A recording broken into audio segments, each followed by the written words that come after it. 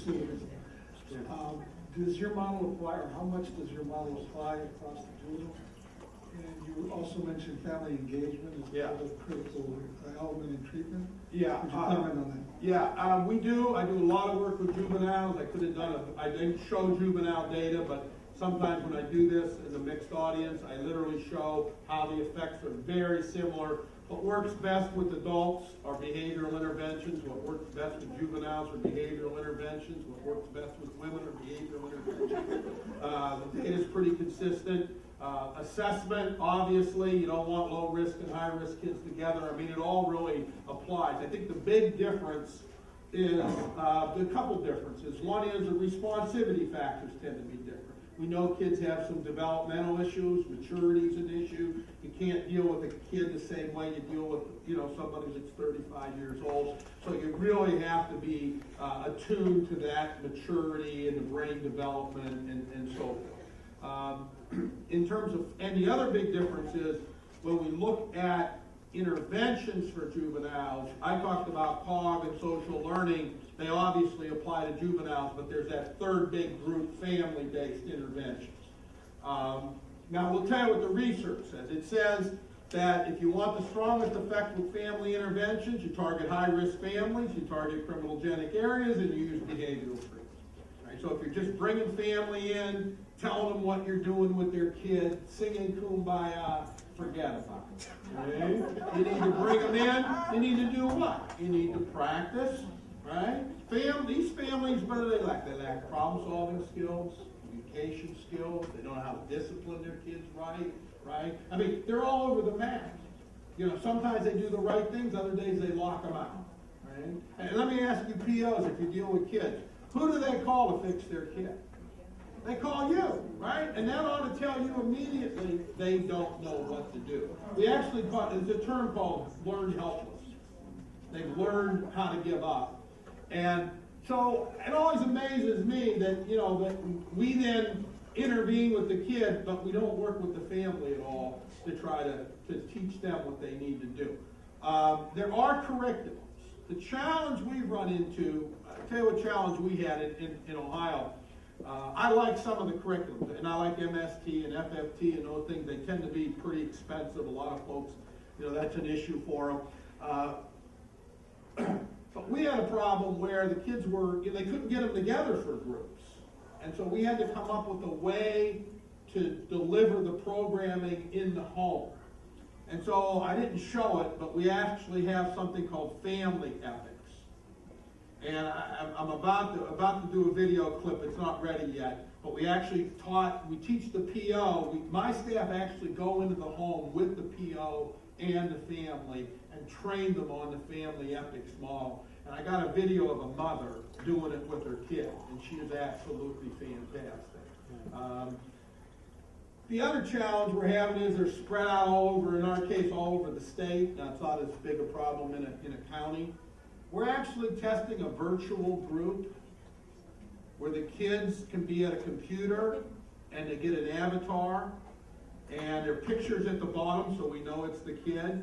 And then the kid comes in and opens the door, and one of my staff is running the group from Cincinnati, and the kid comes in and they actually do the group through this distance model. We got a company out of Jersey that is really excited about it, so they're doing all the software development for it right now. I'm always thinking, how do we deliver more effectively the programs that we have? If I can't get them there, how do I go to them? And so these are some of the things we're doing. But here's what I will tell you: what the research said, though, family interventions tend to be more effective for younger kids. As kids get older, the family interventions kind of lose their potency. And I think it's because the secondary groups have taken over their friends. So once they hit about 17 or 8, for example, with MST in Cincinnati, we found it wasn't working real well with high-risk kids coming out of our institutions. They just weren't connecting to MST. So then we started to go to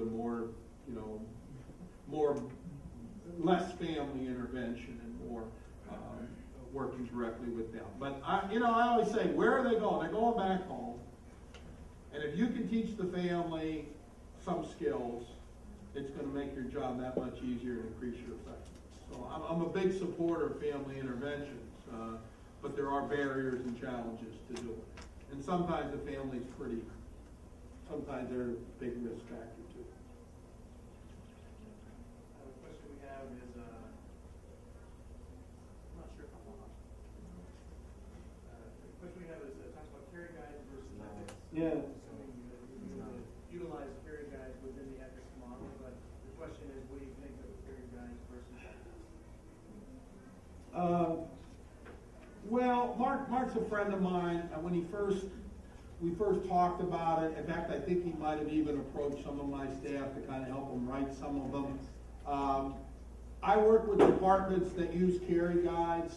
I will tell you that when they started ethics, because we have skill cards they get, and they get things with ethics, most of them kind of abandon the carry guides and just move fully to ethics.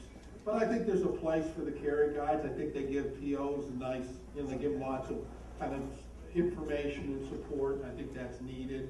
But as a rule, there's no substitute for kind of professional facilitated work with somebody.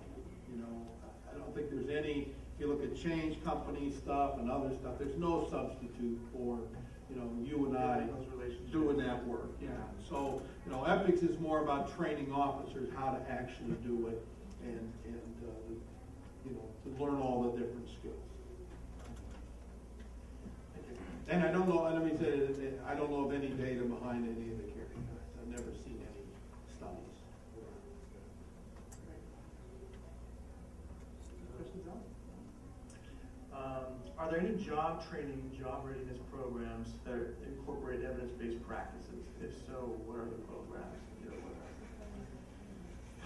Well, I'm not an expert in kind of job readiness, but I think, it's teaching people. I think it's first preparing them for work.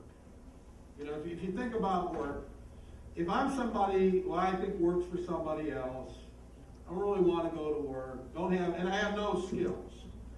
Spending your time teaching me which end of the shovel to use probably isn't going to get us too far. Because I don't really want to work. But on the other hand, you spend all your time getting me ready for work, preparing me, getting me to understand its importance. But I still don't know which end of the shovel to use, right? I'm still not going to get very far. So it's really bringing them together. Some people you have skills.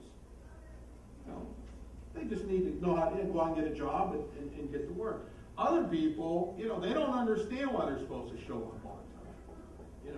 Why they can't take off when they want, or why they have to do what the boss tells them, right? And so those are things, that's easy. You practice and you work with them. It's a process very similar.